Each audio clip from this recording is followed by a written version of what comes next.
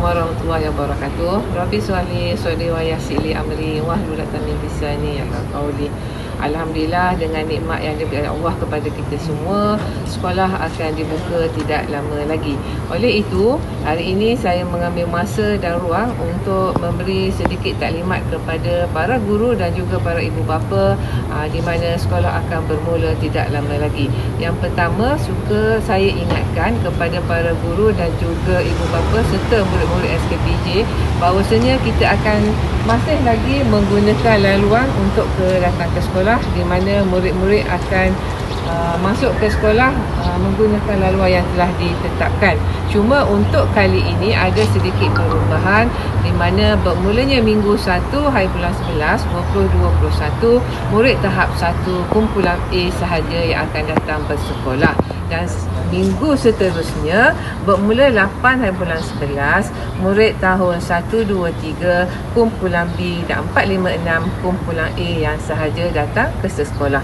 Ibu bapa tak perlu risau kerana pihak sekolah akan menyediakan jadual terkini kepada ibu bapa untuk melihat di mana anak-anak atau perempuan berada, sama ada kumpulan A ataupun kumpulan B. Itu sahaja untuk setakat ini. Selepas ini kita jumpa lagi. Okey, kita jumpa seterusnya. Tahun ini ada penambahbaikan sedikit hasil teguran oleh pemantauan pegawai datang ke sekolah, di mana jangka suhu ataupun termometer ataupun apa-apalah yang dipanggil yang memudahkan urusan guru dan juga ibu bapa serta anak-anak murid SKPJ. Sebelum murid-murid memasuki kawasan sekolah, murid-murid dan juga serta para guru yang ingin memasuki kawasan sekolah perlulah mengambil jangka suhu di luar pagar sekolah. Kalau dahulu kita mengambil suhu ini di dalam kawasan sekolah, tetapi untuk kali ini semua murid akan beratur mengambil jangka suhu barulah masuk ke kawasan sekolah. Ini merupakan saringan awal. Sekiranya guru-guru, murid-murid jangka suhu mereka tidak sihat, murid-murid serta guru tidak dibenarkan memasuki kawasan sekolah. Apabila selesai sahaja urusan murid-murid yang lain masuk ke sekolah, murid-murid yang tidak didapati tidak sihat termasuk guru, barulah pihak sekolah akan meletakkan murid-murid tersebut di bilik isolasi sementara menunggu kedatangan ibu bapa untuk mengambil anak-anak dan perempuan. Itu saja, kita jumpa lagi. Seterusnya tentang agihan kumpulan murid, kumpulan A dan kumpulan B, saya mengambil pandangan kira di mana ibu bapa telah memberitahu PM secara WhatsApp atau Telegram kepada guru kelas, meminta sekiranya saya boleh mengambil kira lah di mana kumpulan A dan kumpulan B yang bakal diagihkan oleh pihak sekolah menetapkan bahawa mengambil risiko akan kumpulan adik-beradik yang berada di sekolah SKPJ. Alhamdulillah, dengan kerjasama penolong kanan saya, Puan Zuriani, Puan Kamariah dan juga Puan Teresa, pihak sekolah mengambil kira pandangan ibu bapa dan bagilah masa kepada saya untuk menguruskan, untuk mengagihkan kumpulan anak-anak perempuan ikut adik-beradik, memudahkan urusan ibu bapa untuk datang sekolah, di mana terutamanya masalah pengangkutan sedikit sebanyak dapat diatasi dengan baik. Untuk pengangkutan ibu bapa, sekiranya ibu bapa ada segelintir ibu bapa yang masih tidak membenarkan anak-anaknya datang ke sekolah, pihak sekolah tidak boleh kata apa dan tidak boleh melarang kehendak ibu bapa tersebut. Cuma bagi pihak saya berharap ibu bapa berkenaan boleh menyediakan satu surat rasmi menyatakan kepada saya mengapa mereka tidak membenarkan anak-anak mereka mula bersekolah seperti biasa bermula 1 bulan 11 2021 nanti. Bye, kita jumpa lagi. Sekarang ni saya berada dalam kelas 1D. Saya memberi sedikit contoh kepada ibu bapa bagaimana kedudukan anak-anak atau perempuan nanti berada di sekolah mengikut kumpulan A dan kumpulan B. Okey, contoh. Pihak guru kelas telah menyediakan meja dan kursi dan juga telah membersihkan apa yang patut untuk menyambut kedatangan murid-murid semula ke sekolah. Tetapi apa yang pastinya, di meja di dalam kelas nanti akan terdapat 2 kursi daripada guru kelas untuk memudahkan urusan guru kelas meletakkan nama anak-anak kawan-kawan. Contoh, di meja ini akan ditampal 2 nama murid, iaitu kumpulan A dan kumpulan B. Sekiranya murid anak-anak kawan-kawan berada dalam kumpulan A, mereka akan duduk di meja yang sama tetapi telah ditagi kumpulan A dan kumpulan B. Kumpulan A minggu yang pertama akan datang duduk dalam meja kami terdekat. Begitu juga dengan kumpulan yang kedua akan datang sekolah mengikut meja yang telah ditetapkan. Itu yang pertama.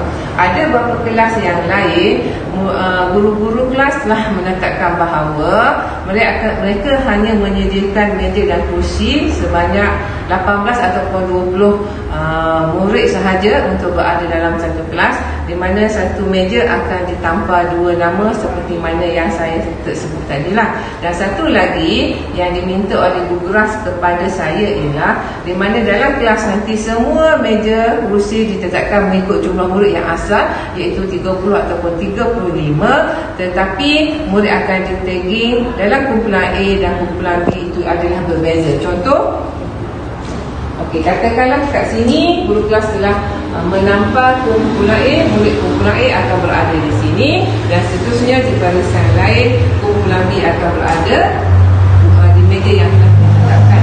Apa tak risau kerana jarak meja kerusi mengikut SOP yang telah ditetapkan. Cuma saya mohon kepada ibu bapa, sekiranya masa ada ruang yang ada, bolehlah datang ke sekolah untuk mengadakan satu gotong royong khidmat masyarakat, membantu pihak sekolah khususnya guru kelas untuk merealisasi meja dan kursi MOOC dengan sebaik mungkin supaya anak-anak kita merasa selesa untuk datang sekolah. Dan juga saya juga mohon dengan ibu bapa, sekiranya ada rezeki lebih, bolehlah memberi sumbangan sanitizer kepada pihak sekolah untuk sama-sama kita menjaga anak-anak kita, guru-guru, kaki tangan serta warga sekolah dan juga apatah lagi murid-murid sekolah SKPJ. Okay, sedikit penambahan daripada saya tentang jadual PDPR di rumah.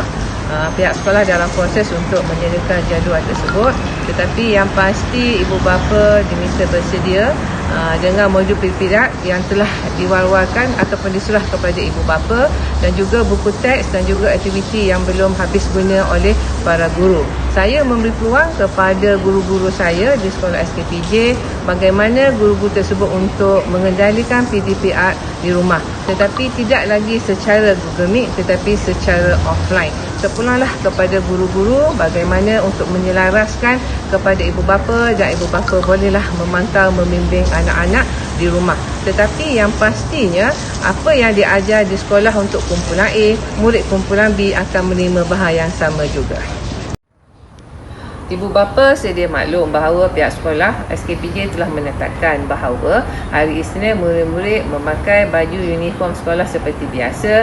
Hari Selasa, Rabu, Khamis dan Jumaat, ibu bapa bolehlah bergila-gila memakai t-shirt sukan dan juga t-shirt koko yang telah ditetapkan oleh pihak sekolah. Tetapi sekiranya ibu bapa PM secara personal kepada saya, kepada guru kelas, guru mata pelajaran, bertanya tentang pakaian yang lain, pihak sekolah tidak ada masalah. Cuma kementerian telah menetapkan bahawa datanglah ke sekolah memakai pakaian sesuai, tetapi bukan baju raya, kasut yang sesuai, bukan berselipar, begitu juga dengan seluar. Kalau boleh digalakkan memang kena memakai pakaian t-shirt sekolah dan juga seluar sukan, tidak boleh seluar jeans. Okey, begitu juga dengan pihak kantin dan kedai buku akan beroperasi seperti biasa. Tentang makan dan minum di kantin, pihak ibu bapa bolehlah menyampah menggunakan menu-menu yang disediakan oleh pihak kantin.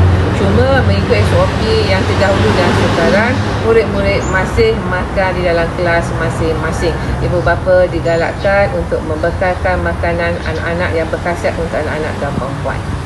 Saya sambung sedikit lagi mengenai jadual PDPR sekolah. Ibu bapa tak perlu risau, saya akan urut-urutkan dalam telegram masing-masing tentang jadual PDPR di sekolah dan juga di rumah. Tetapi seperti yang dimaklum kepada saya, yang telah difahami, jadual murid-murid yang berada di sekolah, sama ada kumpulan A atau kumpulan B, akan mengikut jadual sekolah waktu sekolah seperti biasa. Cuma ada sedikit perubahan untuk murid-murid yang belajar di rumah, iaitu secara PDPR, di mana ditetapkan kepada kami perlu wawakan kepada ibu bapa PDPR selepas ini hanya lebih kurang pada 2 hingga 3 jam sehari. Kami pihak sekolah dalam proses untuk menyediakan jadual tersebut. Saya berharap ibu bapa bersabar. Yang pasti kita akan mula bersekolah seperti biasa. Saya berharap sangat kepada para ibu bapa SKPJ telah bersedia, telah dapat menguruskan hal masalah pengangkutan ataupun yang berkaitan dengan anak-anak. Kita dah kena kembali sekolah seperti biasa walaupun dalam alaf normal baru, tetapi saya yakin anak-anak terlalu excited, terlalu seronok, tidak sabar untuk datang ke sekolah seperti biasa. Akhir kata, kita akan jumpa lagi selepas ini. Harap maaf, harap maklum sekiranya tersasul, tergagap, tetapi saya manusia biasa kerana saya lebih suka bersemuka dengan para ibu bapa tanpa teks di hadapan saya. Akhir kata, selamat datang ke sekolah. Jumpa lagi. Apa-apa jua masalah yang timbul, sila hubungi saya pada waktu yang telah ditetapkan. Bye.